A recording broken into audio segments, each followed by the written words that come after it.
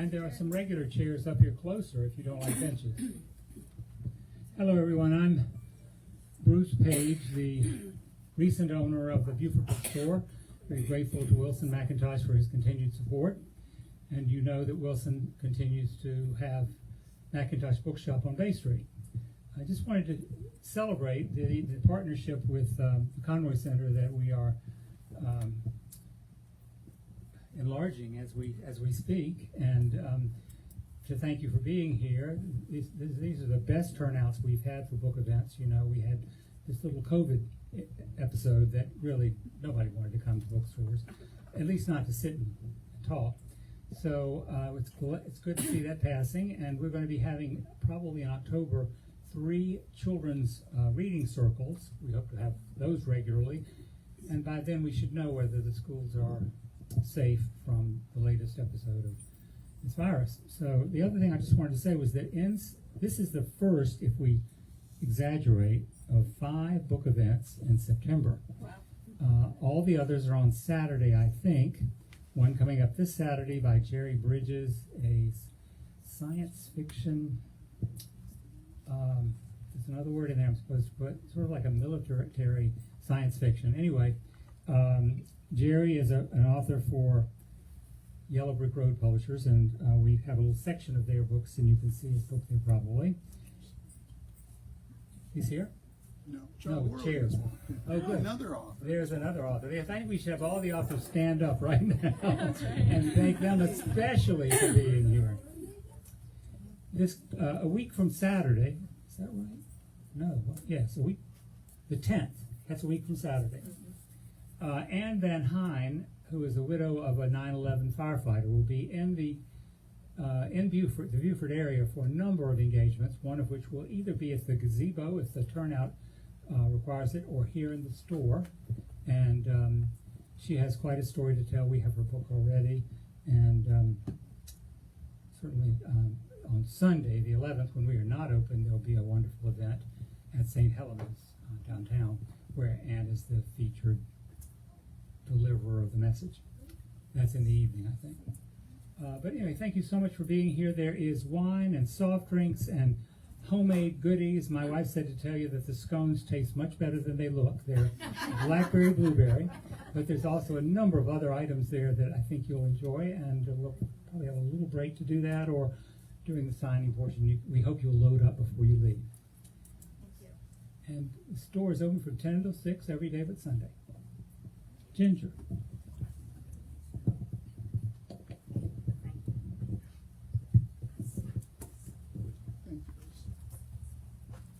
Good evening, everyone.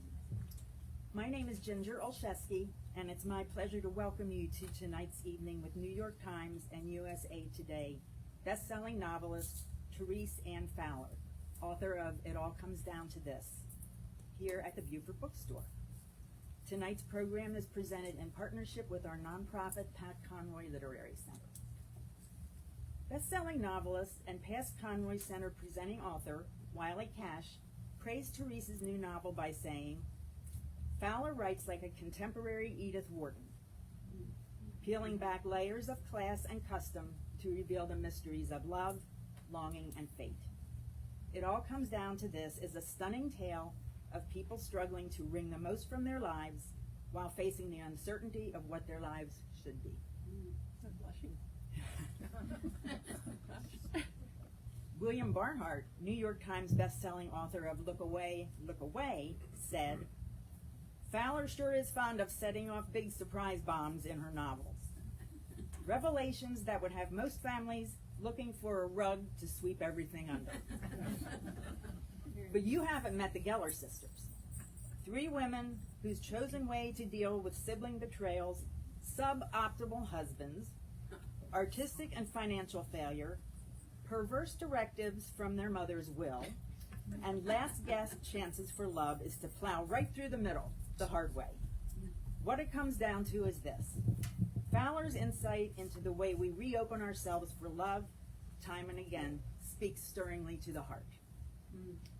Therese is the author of several other novels, including A Good Neighborhood and A Well-Behaved Woman, both finalists for the Southern Book Club Prize for Fiction. Her novel Z was adapted as a television series starring Christina Ricci as Zelda Fitzgerald. Therese earned a BA in sociology, cultural anthropology, and an MFA in creative writing, both from North Carolina State University. She lives in Raleigh, North Carolina, with her husband, award-winning author John Kessel.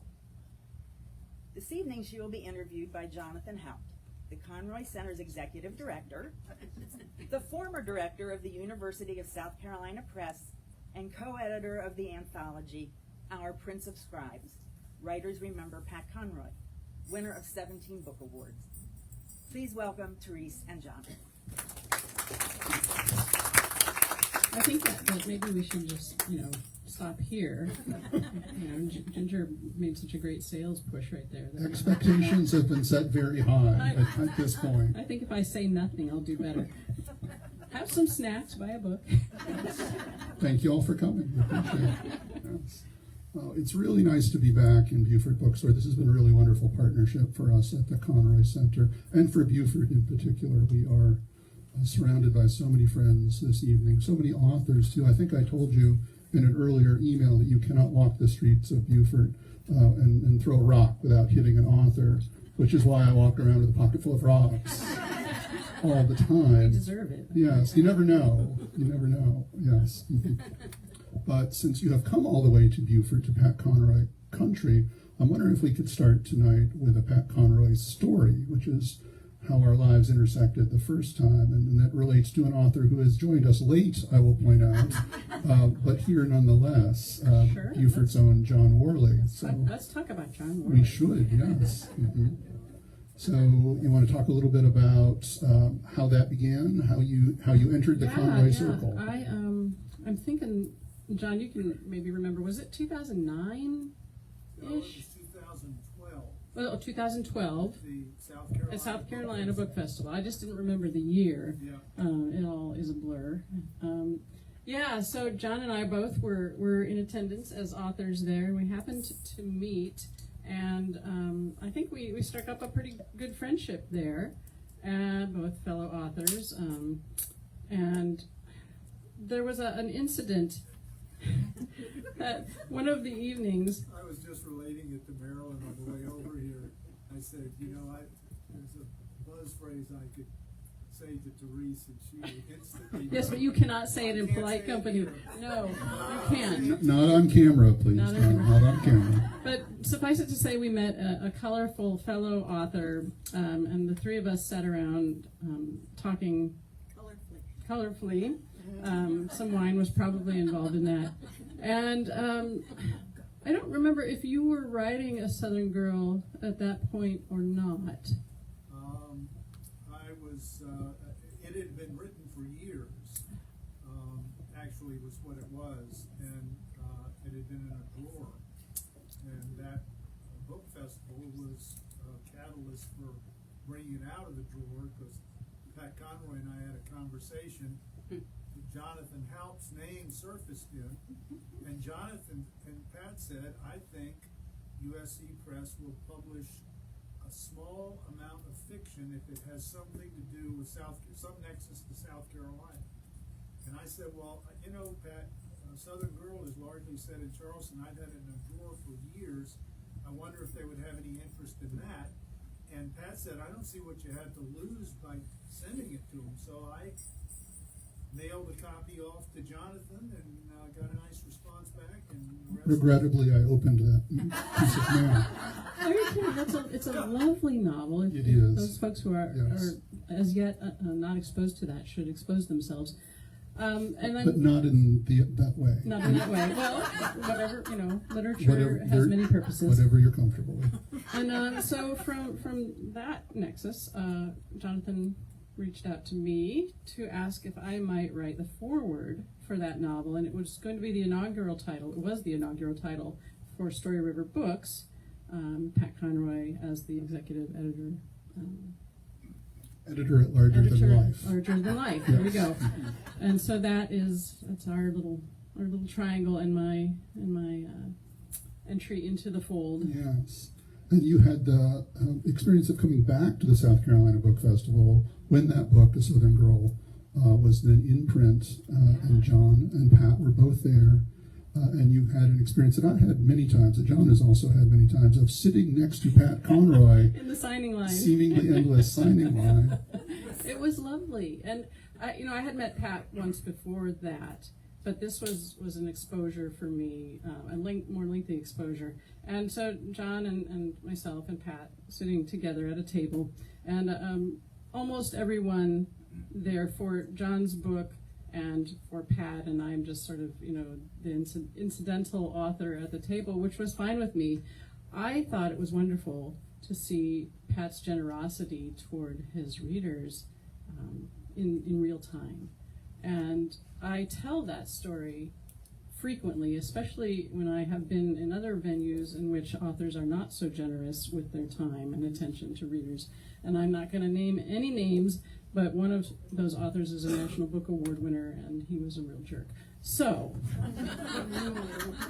they're not all created equal.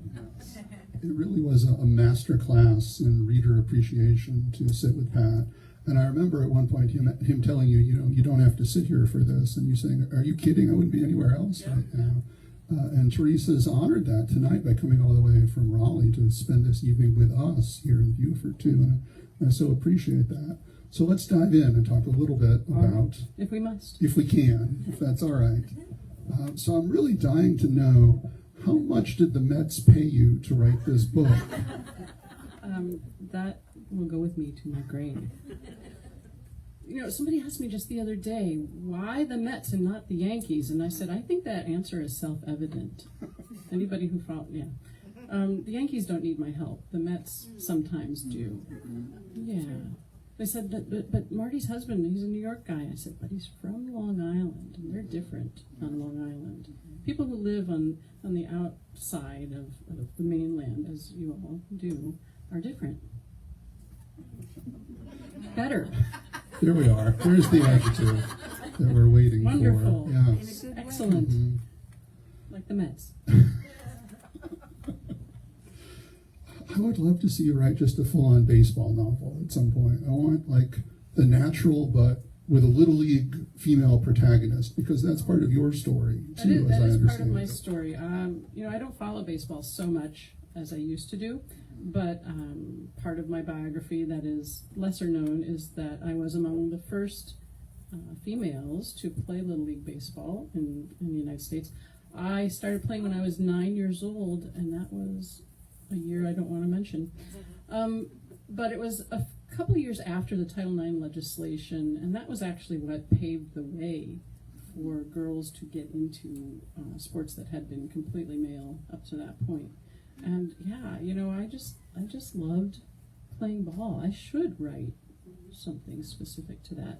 I kind of feel like, the Bad News Bears was the story of my childhood, and so it's been done. I don't know, can we do a remake At of this that? point, Yeah. yes. Yeah. Did you notice that Bruce placed us strategically next to the baseball section tonight? Well played, Bruce. Yes, nice job.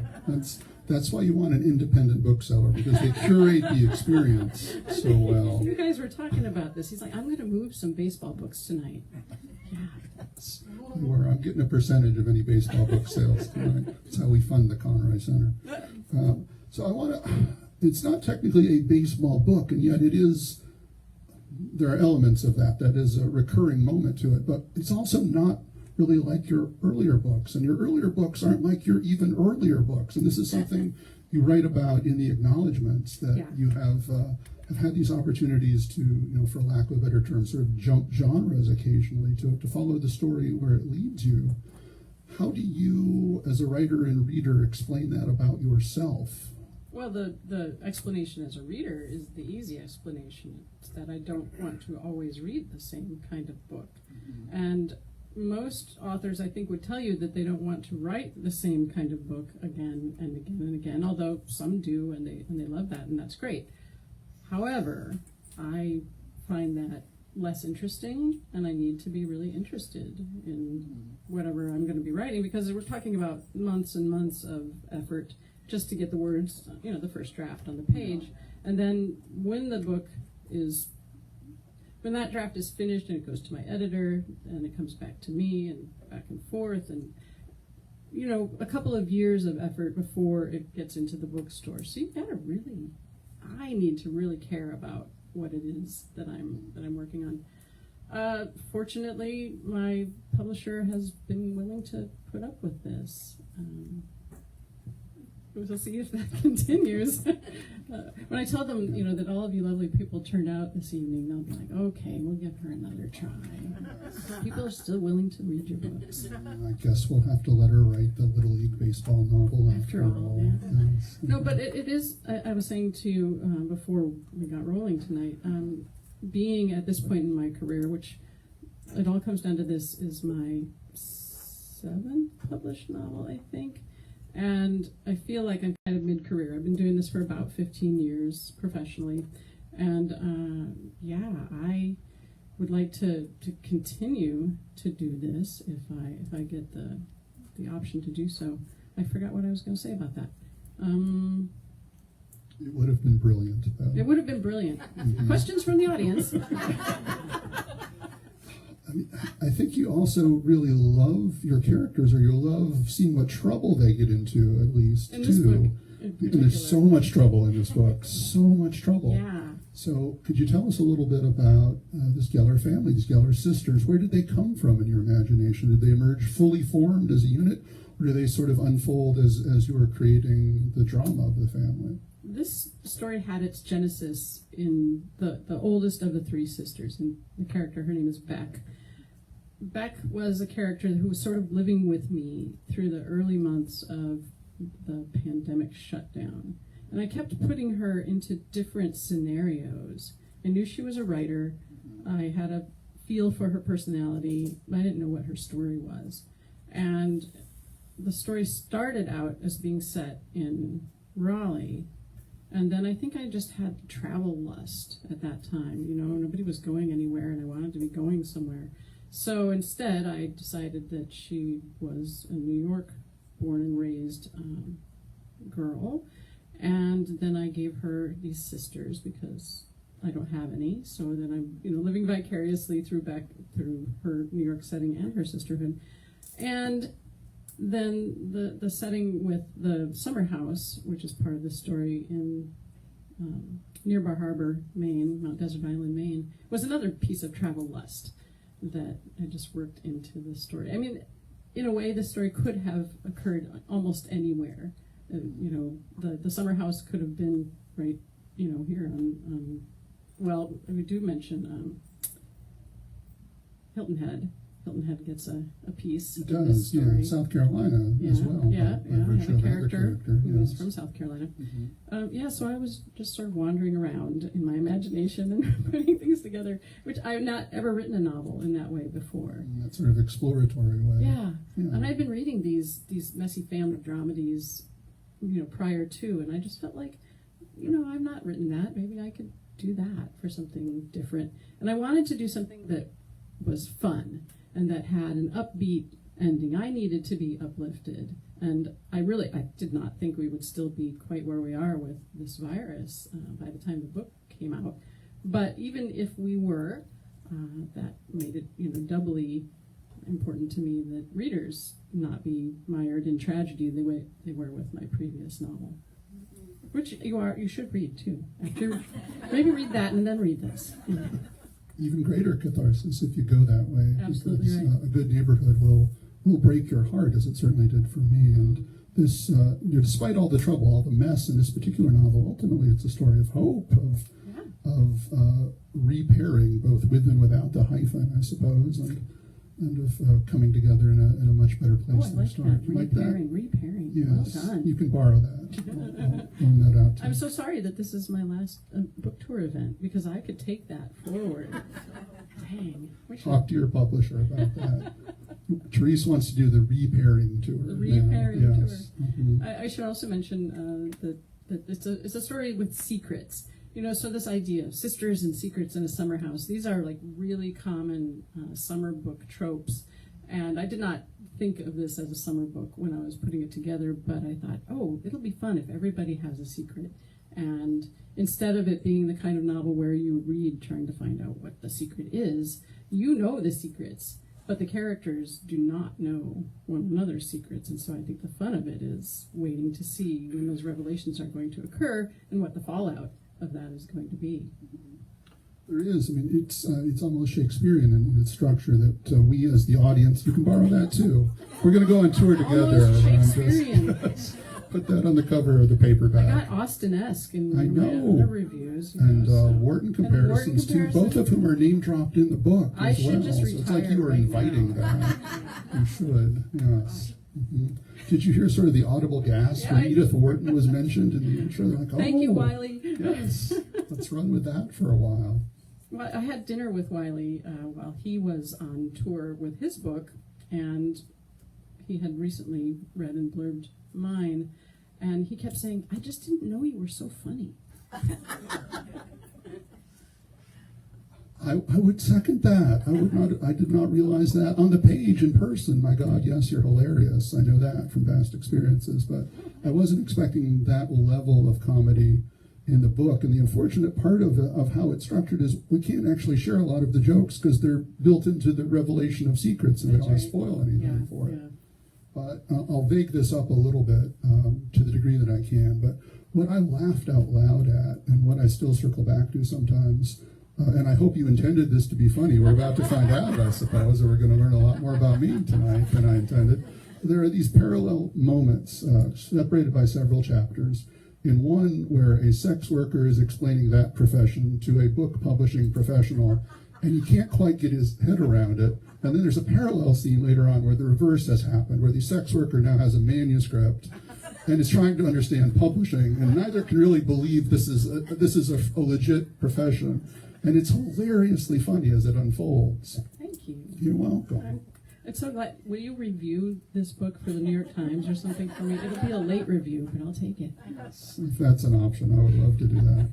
You do this balancing act, just to get back into the idea of the sisters and the characters. You have 5 point of view characters, 6 if we count Marty, who is not long for the story or this world, and I don't think we're spoiling much because that happens early on, where the mother, the matriarch of the family, knows that she is not long for this earth and has to make some decisions about how she wants to die and how she wants aspects of the family estate handled, including this beach house that you mentioned, this camp, as it's called, the cottage. Yeah. But she gets a voice in here as well. But She then does. you've got this sort of masterful plate spinning of having these 5 point of view characters. Did you know that was going to be it when you sat down to write this, or did you decide that along the way to have this many characters telling their stories in such nuanced ways?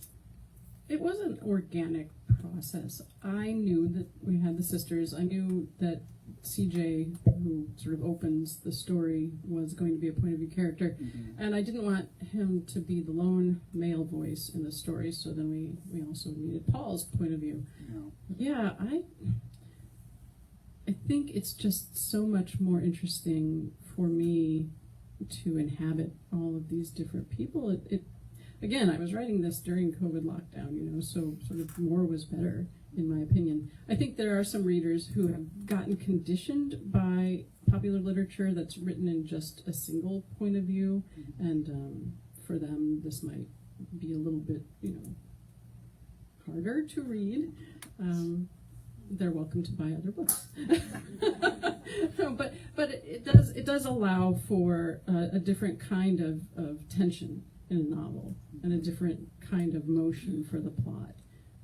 So that just is just how the book needed to be written. It lets both you as writer and us as readers spend a lot of time with these characters, getting to know them very well, and they're fascinating characters too. So it's time well spent. But I'm wondering if you've told us a little bit about that. Could you tell us briefly about the other 2 sisters, about Sophie Sure. and Claire? Then I have a follow-up question. Right, so not surprisingly. These are 3 women. Sophie is the youngest sister. She's 36, so she's sort of aging out of young adulthood. I don't mean young adult, but I mean early grown-up life, and struggling with that transition. She works as an assistant gallerist for a big shot gallery owner in New York City. The middle sister, Claire, is a pediatric cardiologist, and she, typical, middle child, very competitive with her older sister, need to get some space from the family, leaves and goes to work in Duluth, Minnesota, which is another place that I lived. Many settings in this novel. And then the oldest sister, Beck, she's a journalist, and she is married to a fellow, Paul, who's one of our point of view characters, who works, I would say, at a small literary imprint at one of the big publishing houses in New York City. And then their mother, Marty, is a widow.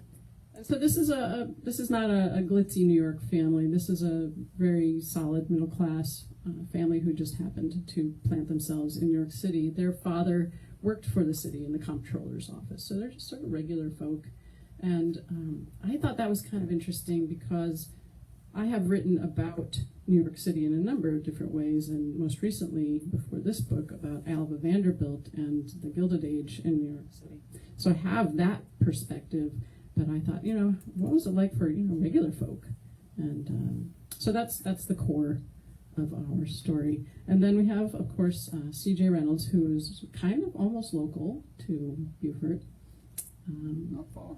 And he's the black sheep of the family, a guy who wants to be a fine artist, but whose father has pressed him into service working for the family manufacturing business.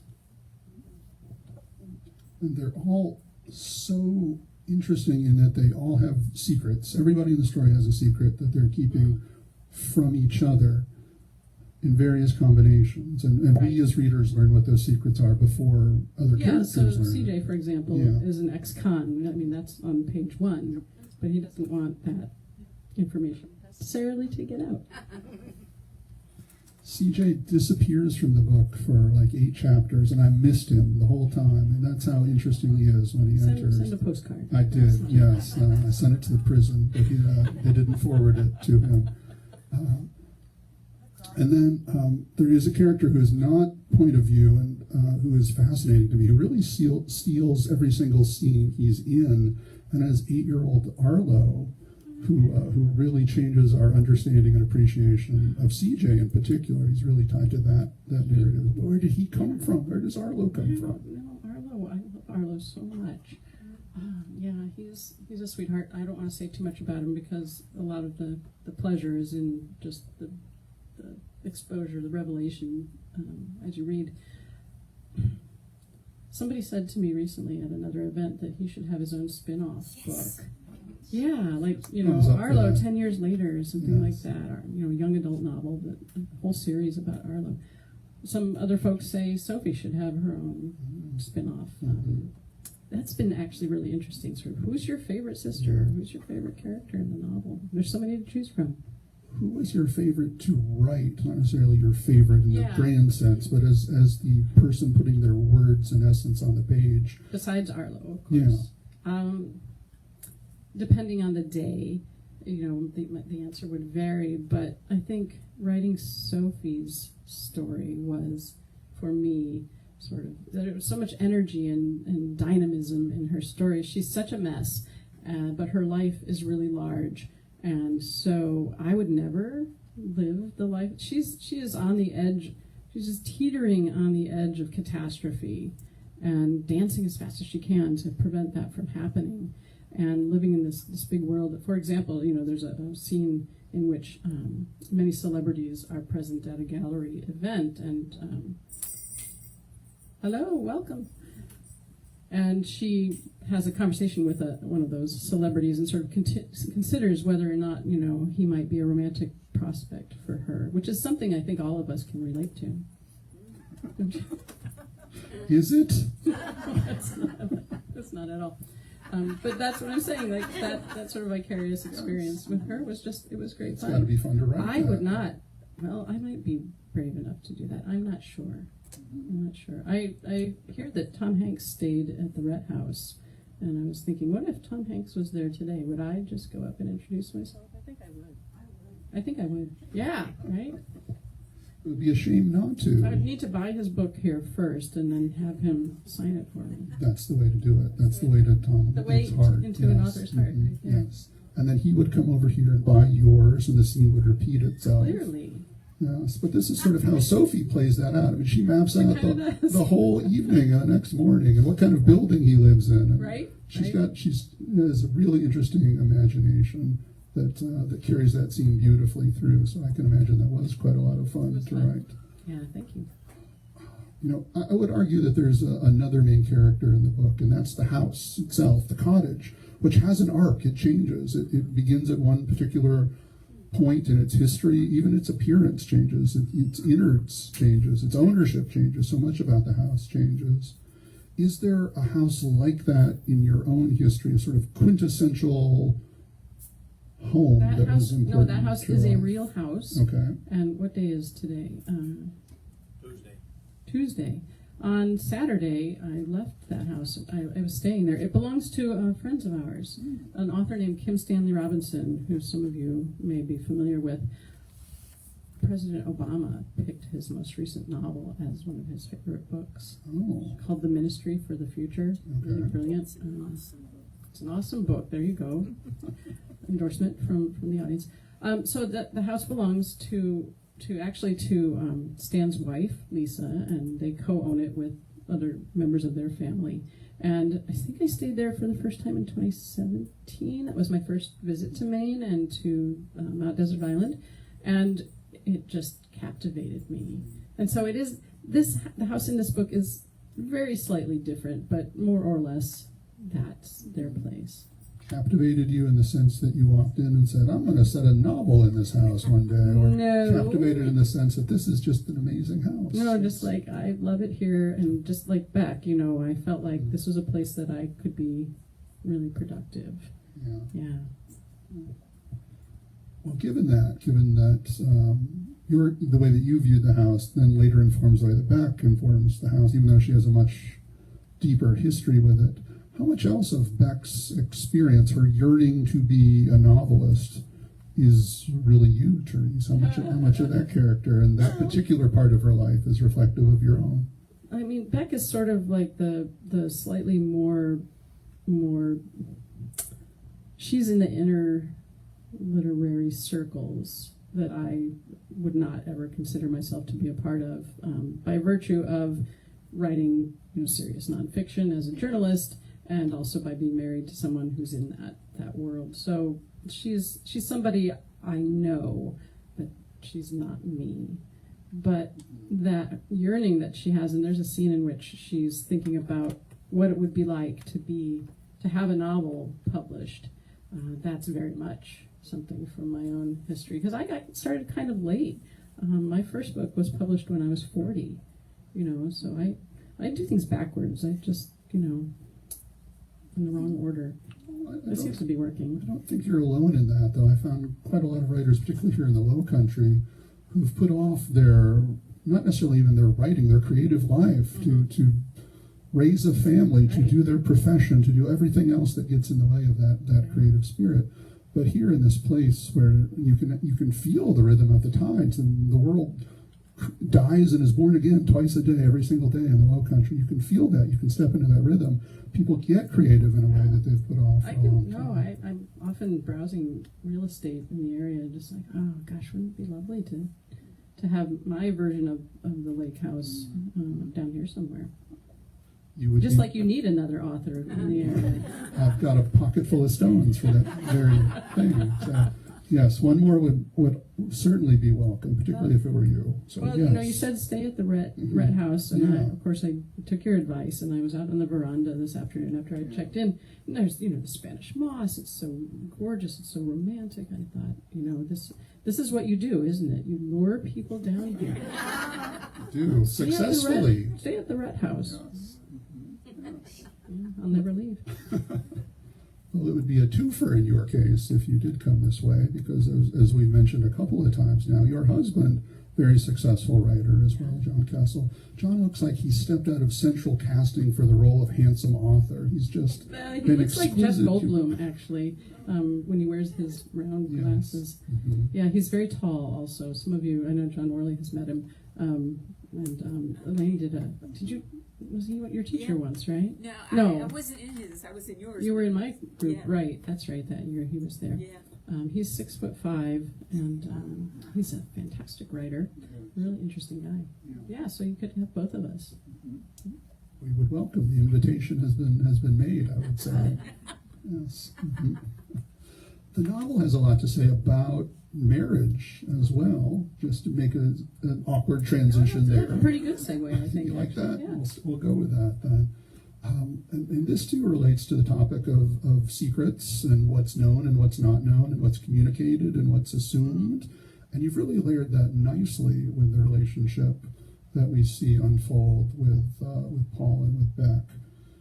Did you know early on that this was going to be part of Beck's story? This was something you wanted to write about, or did this too kind of present itself as the Geller story unfolded, that Paul would have the kind of role he has in the larger narrative? More the latter. I'm probably going to mangle this, but there was an essay that I read that the author Richard Russo wrote a long time back now, in which he talks about how, as a novel is constructed, you kind of think of a bunch of marbles or balls in a funnel. There we go. One of those things, a funnel. And as you move farther into the writing of the story, there fewer and fewer balls left to drop until you get to where only one ball will fit in that spot.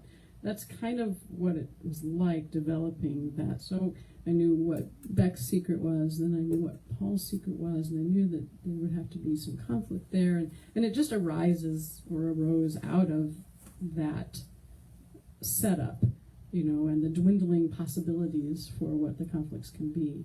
And I really love that, actually, how as you get to know your characters, they take over the story for you. I'm not one of those authors who hears voices in my head, although we could have a whole conversation about the way I came to write about Zelda Fitzgerald, which we can talk about later. But they become real to me the more time I spend with them, and then it's like, well, of course, this is how that relationship would be, and then it's just as real as if it were real. And then I just have to, persuade you that it's real. Well, one of the tools that you use to persuade me and any other reader that it's real in this particular book is dialogue. So much of this is really people talking to each other. And you mentioned that you don't necessarily hear the characters in your head in that way. I remember from an earlier conversation with Lee Smith, in which you might have been present, actually. That may have been that evening that she and I did our event together. Yes, yeah, where she talked about spending so much time getting to know the characters, really thinking of all of her writing as character driven, that at a certain point she just becomes the transcriptionist for the characters. They're fully formed in her head. Yeah. And that was especially true for her in terms of writing dialogue. I think that was actually the question that prompted that response. Good memory. Yeah, well, or I'm just making it all up. They don't know. They have no idea. You and I were there. But really, I'm wondering what your technique is for dialogue, because all of your characters have such well-defined voices. And in a novel where you have three sisters, where the voices have to be kind of similar but also distinctive, you handle this so well. What's the secret? I think, well, it's kind of like a method acting technique, if it's a technique at all. I inhabit the character as best I can, and then I just reproduce what they say. I feel it's kind of something that fortunately was given to me. I mean, I think most talents are a kind of gift to start with, and then the person who has that talent can develop it through practice, and that's how dialogue has always been for me. I think I kind of just have an ear for it, and then through the drafting of the story and the revising, you tease out the differences and make it truer. I mean, I wish there were just some sort of craft directive that I could offer folks on that, but the advice that's usually given is just listen to how people speak, and people don't all speak in neat, tidy, correct English, and they have tics of speech and all of that. There's no real secret. Sorry, the secrets are all in the book. which is available for purchase. I'll happily point out again. Pat Conroy got to teach dialogue writing to a group of students at a private school in Atlanta, one of whom you may know in her adult form, Jessica Handler, the novelist. Oh, yes, yeah, she's a good friend of yes, mine. I thought she was, yeah. And Jessica told me this story after Our Prince of Scribes was published. So this is the scribe story that got away. I would have loved to have told it in the book. But she said when Pat was the instructor in that class, which is a high school class, he walked in one day and dumped pockets full of change on the table. And he said, "All right, kids, I want you to go ride the bus and listen to the way people talk. Just eavesdrop. Don't write anything down. Don't take a notebook. Then when you get home, write down what you remember, because that dialogue is resonating with you in some way," which is a super safe thing to do with kids, by the way. Just send them out after to ride the buses in Atlanta. More innocent times. They were.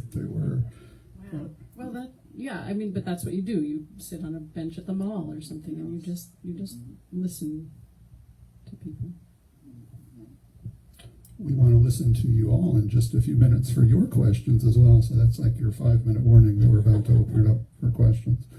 I'm curious about third person versus first person in your writing too, particularly in a novel that has point of view characters where there is an option to kind of lean into one or two and have told their stories in first person. And there is, not to give away too much, a first person experience that we have with one of the point of view characters late in the novel. But for the most part, it's third person. Why that?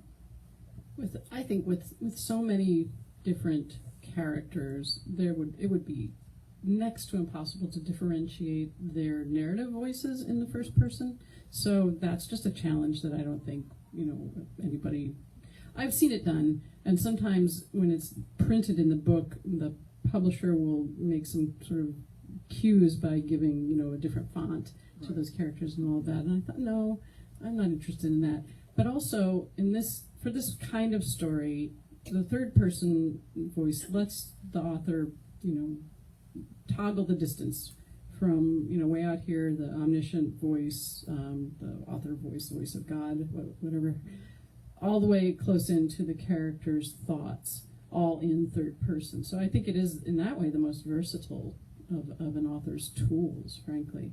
And I'm really trying, as I continue to write, to get better at that omniscient voice. When I wrote A Good Neighborhood, that was a kind of version of that, where it was the voice of a community of specific people, but functioning kind of like an omniscient voice with a limited perspective on events. This way, I, the author, I know everything, and I can reveal things to you, the reader, that the characters don't know, and that's what third person is so great for. Well, you also use it, particularly in this novel, in a way, because it's close third, that that voice will tell us information that's actually wrong, that's incorrect.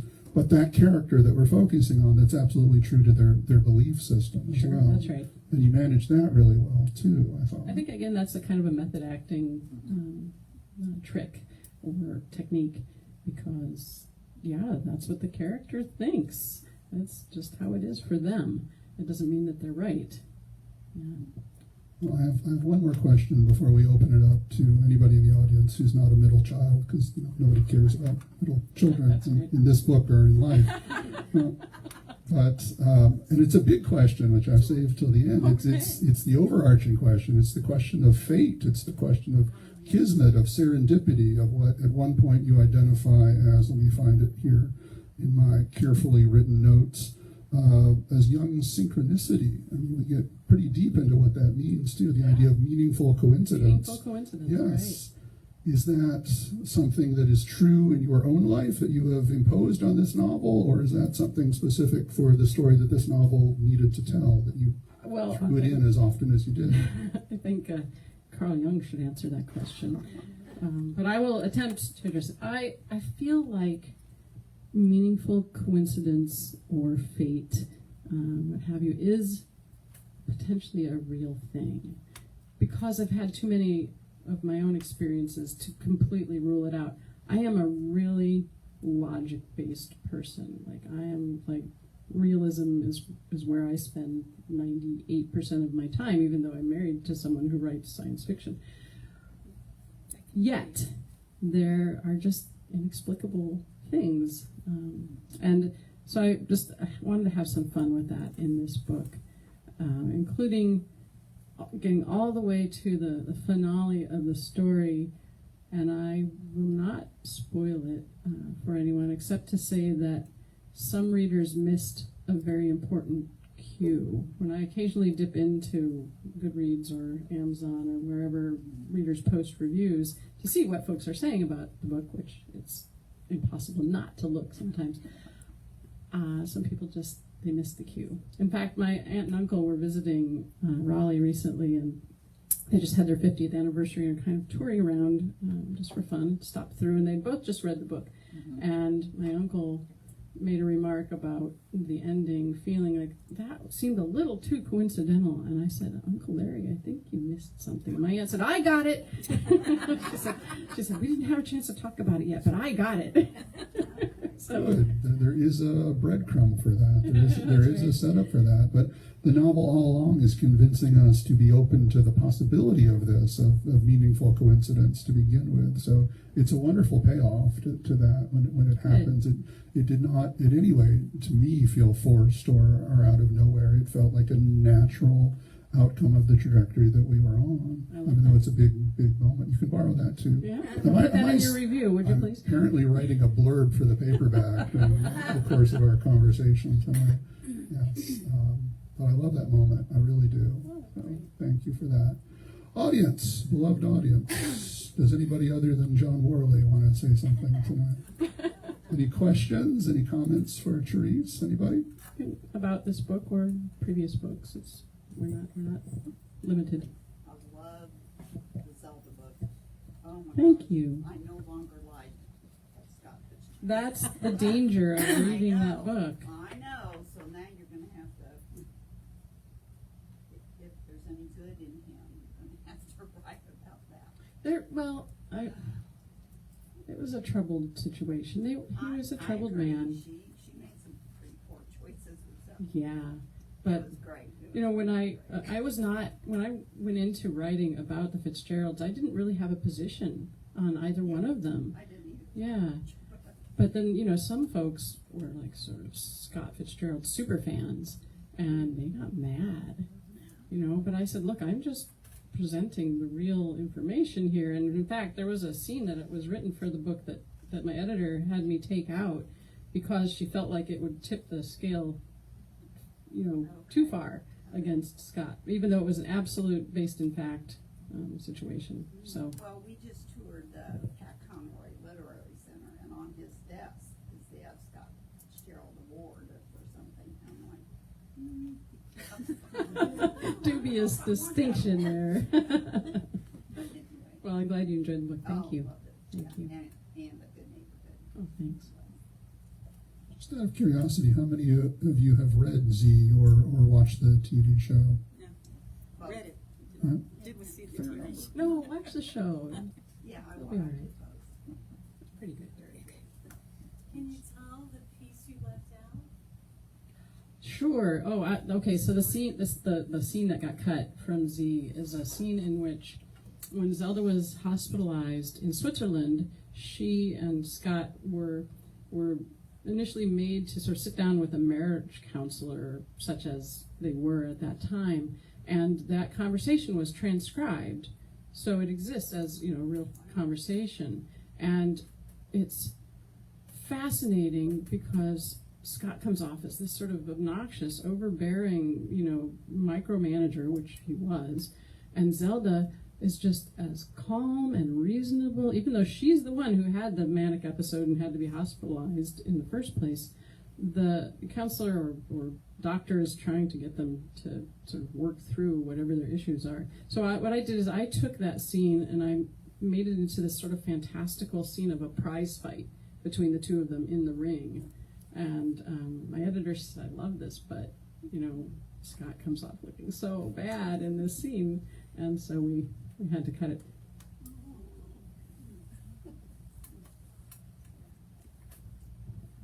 Any other questions, Gary? involved were you in this TV production of this? How involved was I in the TV production? They let me see the pilot script and give notes on that, and from that point, not very much except to visit the production while it was being made, which is, I mean, that was appropriate. I don't have any experience in television writing or how to make a TV series. The series was kind of, I sort of wish that it had happened a couple of years later than it did, because at that point in time, Amazon Studios was still kind of new in the game, and they thought it would be a good idea to take a dramatic series and have it produced as 30-minute episodes rather than an hour, which is typical for drama. And I think that the writers just didn't really quite know how to work with that form as well as they might have. So that first season was a little uneven. I think the quality is great, but the pacing is a little strange. Of course, they didn't ask me for my opinion about this. They're just like, here's your check. You're welcome to come watch us. We did get a second season approved, and we were in pre-production for that second season, and I was more involved in that. I was going to be an executive producer on that, and we had a new showrunner and a new writing team, and it was all underway. And then the behemoth, in their wisdom, decided to jettison a bunch of their smaller shows in order to acquire the rights to the Lord of the Rings prequel, which has just now finally launched. So they spent $250 million just to get the rights to make that series. And so they were like, you're gone, you're gone, you're gone, you're gone. I spent something like $7 million already just on the pre-production for that season. So, I mean, long answer to a short question. It was a great experience. I'm really happy that I got to ride that ride. But I felt really bad for everyone who was out of work, just because of, Tolkien. Career killer that he is. You said you've written 7 books. Published 7, Do yeah. each of them take a different amount of time for you to actually begin the process and then go to publication? Do you have do you write in the morning? Do you write at night? Does it take you a month to write a chapter? Does it take you... Yeah, no, it's a great question about sort of how. Most sort of broadly speaking, it takes me about 4 months of full-time writing, and I usually sit down. It doesn't matter what time of day I write, just whenever I'm sort of ready to do that, and I go by a word count goal for the day. It takes me longer to decide which book to write than it takes me to write the book most of the time. A Good Neighborhood was the exception in that case, because I wrote that in a kind of a white-hot fury, with the draft done in 5 weeks, which was, I still don't know how I did it, and I wish that I could get that back. I mean, like, how many books could I have written if I could write them all in 5 weeks? I know that I heard John Grisham tell a story once about writing a book in sort of that kind of passionate space. His book, I don't know, remember the title, it's his Christmas book, I guess. Some of you may, I don't know. Where he was so disgusted with his family and the aftermath of, the commercialism and all of that he wrote, 6 weeks or 4 weeks or something, a book. Anyway, even with the research, sometimes it's still about a 4-month process. Yes, we hear award-winning novelist Bren McLean sighing and fascination with that. Yes, it's a little slower process than that for you, is it not? You know what? Many paths to the same destination. It blows my mind. So that begs the question to me of revision. So if you can research something and write something in 4 months, I mean, how much revision do you do? Do you do it as you go? Do you get a really great draft and then go back and do a little something? Yeah, no, that's astounding to me, and that's, I admire you. Well, I've so always sweet. admired Thank you, you. but I had no idea it was this kind of talent. It just takes me forever to get, to the commitment. But I revise as I go, so I spend a lot of time at the front of the book setting up the pieces. I know where it needs to get. I need to get the front ready for all of that. And so if you read the opening chapter of It All Comes Down to This, pretty much the whole story is encapsulated in that opening chapter, which you will only realize when you get to the end, and you say, oh, it is, it's all right there. I have to have that in place before I can really go forward. But then I'm just a rolling revisionist, so that when the draft is done, it's really close to what its finished form is going to be in almost every case. There was a piece of this novel that I struggled with more than I usually do, because my film agent sort of set me off in the wrong direction with an idea of what the mother's secret ought to be. And so I wrote the book with an entirely different backstory for Marty, and that, of course, affected the oldest sister's story, which is most closely aligned with the mother's, and I had to take it all apart and put it back together. You did that over a night or a weekend. I mean, how many hours a day then do you devote to Well, this? I mean, it's my full-time job. So a good 8 hours, a good 10 hours, 12 hours? Well, some days, yeah. Yeah. Awesome. I mean, I feel I'm a pretty mild-mannered person when I'm not writing, but then I feel like I'm just sort of inhabited by that. That's awesome. That's really, really awesome. No, like I said, it doesn't really matter how you get there. As long as you get there. Good for you. Thank you. A question right up front. So you said more than once 7 published books. Yeah. So there were some that you worked on and it And didn't. that didn't see publication. Yeah, and was the first one that made it to be published something that you wrote in 4 months? Yes. Oh gosh, darn. I'll try to give the condensed version of that. I wrote the first full, beginning, middle, end novel I wrote in the year 2001, I think, and that was the one that was sort of like my "Can I even write a novel?" Novel, which nobody was interested in, except I had one agent who rejected the novel, was willing to get on the telephone with me and tell me the reasons that she wasn't going to represent me and what I might do differently if I wanted to actually do this for a living, which I very much wanted to do. So that was not published. I went to grad school and wrote a novel for my thesis, but I wrote it twice because the first draft I was just sort of figuring it out, and my now husband, who was my thesis director, whole other story, we sat down for a conference on that draft, and he said, okay, well, this all moves along. It's a good enough first draft, but what's it about? And I went, I don't know. What is it about? What is this book about? And instead of revising that draft to try to make it about what I thought it was about, it was easier for me to just start over. So I wrote that book twice, and that's the one that got me an agent. But that book did not sell, and while that book was not selling, I wrote what became my first published novel, and that I think I wrote, maybe it was 4 or 5 months. You're awesome. I'm just stubborn. I'm really, really stubborn, and sometimes I'm really desperate. Desperation is a great motivator. Yeah, true. You see that in this book, in Beck. You see it? Yeah, you see desperation as a motivator. Her mother setting her up that way.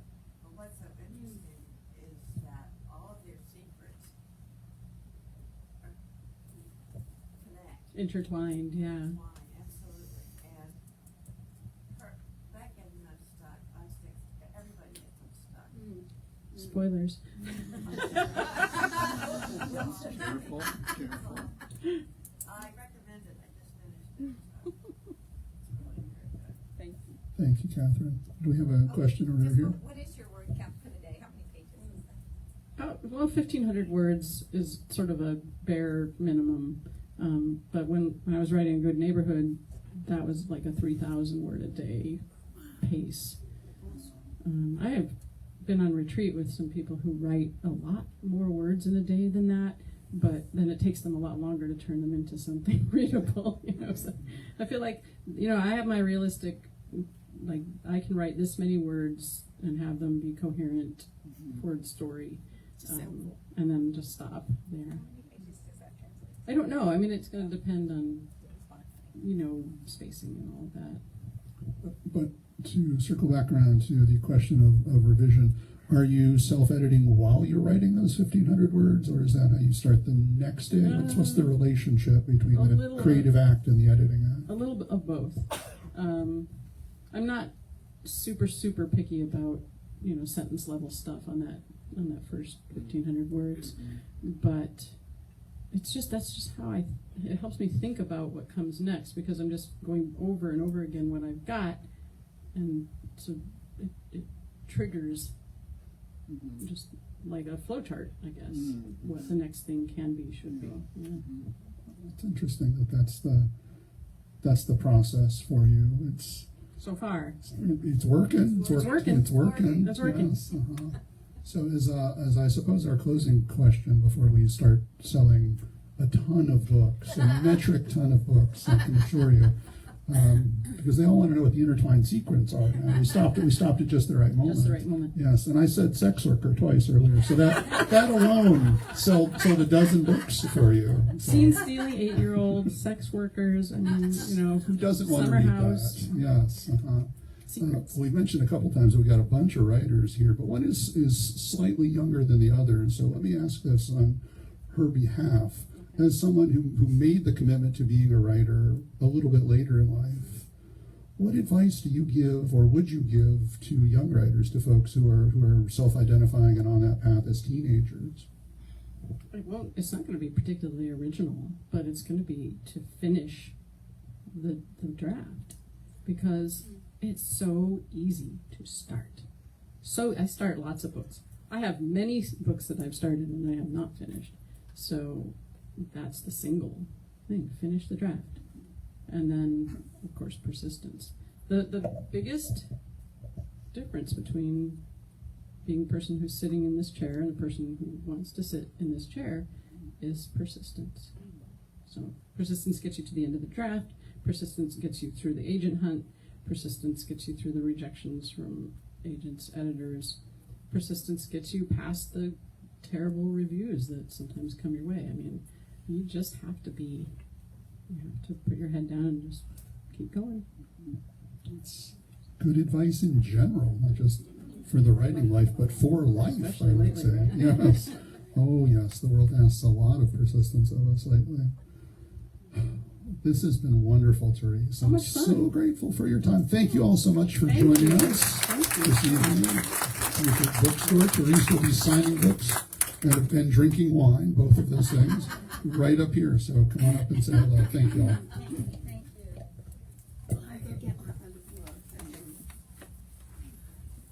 Really, just write that review.